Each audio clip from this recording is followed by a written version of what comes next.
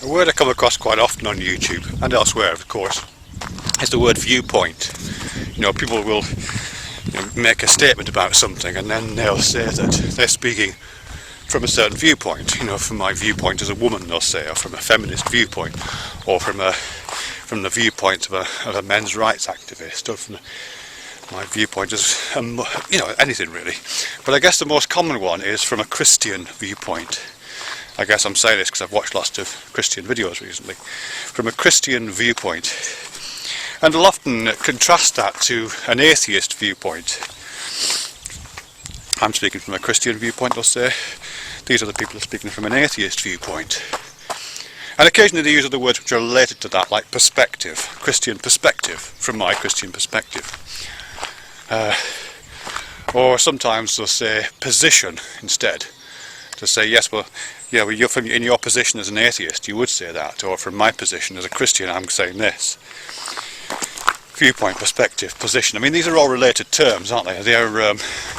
They all draw upon the same metaphor of what it means to have a certain opinion or conviction or access to a certain knowledge. If you stand in a certain place, like I'm standing now, you get to see certain things. I have a certain viewpoint on the valley over there. Look, this is my perspective from my position here, standing where I am. And similarly, that metaphor plays itself out in terms of knowledge, opinions, beliefs, those kind of things.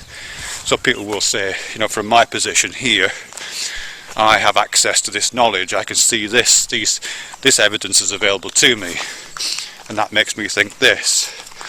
From my position here as an atheist, let's say, although I'm going to critique that in a minute, I can see these are the facts, and there they are laid out before me, like the buildings and trees in this valley are laid out before me. And that gives me that makes a certain set of opinions obvious to me, that convinces me of certain things. You might be standing somewhere differently. You might be standing, I don't know, over there somewhere behind these buildings, and you had access to onto a different landscape. Your perspective, your viewpoint would be different because your position is different. You wouldn't have access to what I can see, but you might have access to different things, which might colour your opinions differently, or might give you a different set of convictions, or might make you think you know something different to what I appear to know. So I think that's the metaphor, isn't it, that plays itself out when people talk about positions, and that's fine. That's absolutely fine. It should be like that. A lot of what's sometimes called situated knowledge takes that into account, recognises that, and some knowledge is situated. Some knowledge is particular to where a person is, a person's beliefs and attitudes and convictions, of course, quite often are inevitably part of where they are and where they're standing. And some knowledge just works like that. But does it always make sense? It is open to abuse, that kind of idea, I think.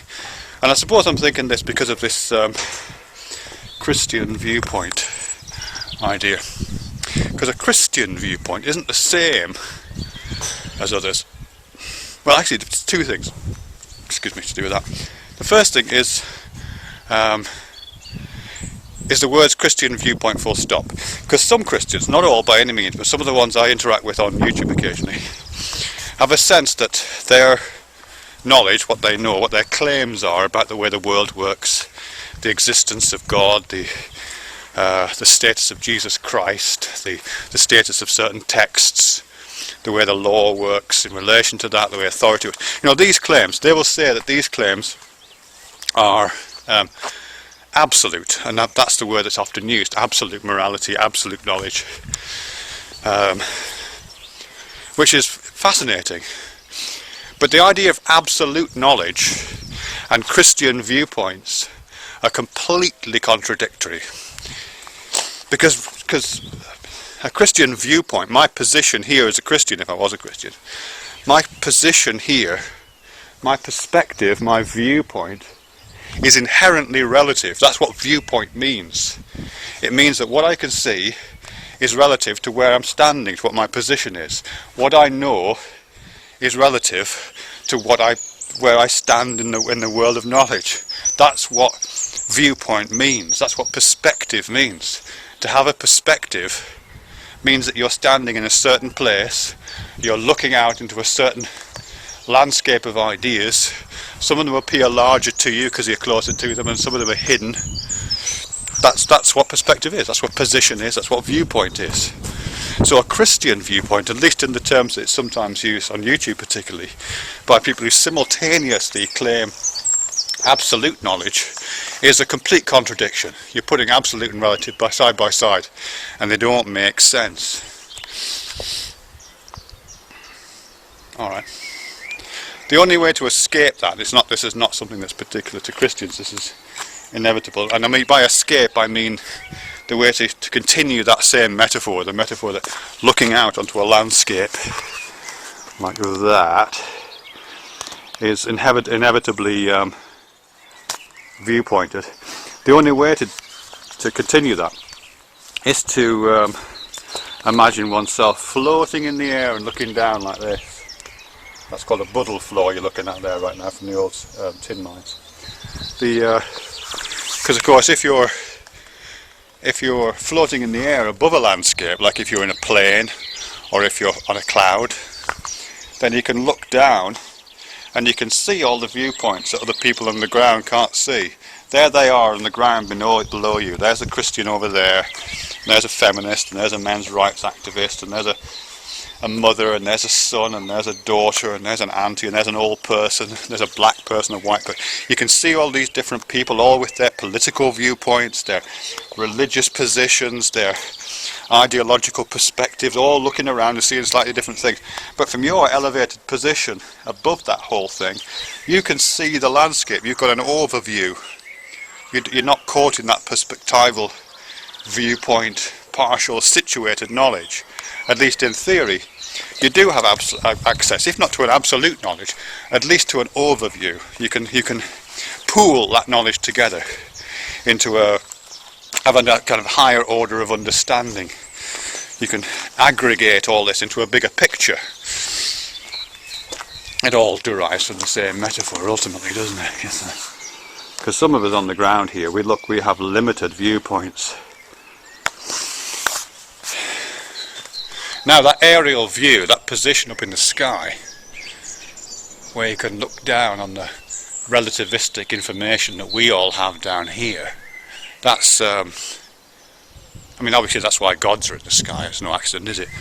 It isn't just because that's where the thunder and lightning come from, it's also because that's the ideal position from which to derive this kind of overview, this extra perspectival viewpoint that isn't positioned, that isn't situated down here on the ground.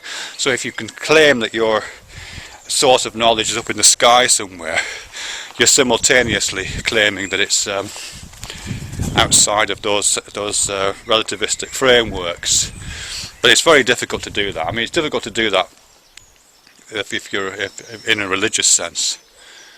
But as I say, gods have always been put up there, and where God is placed in terms of that higher position has changed over time, hasn't it?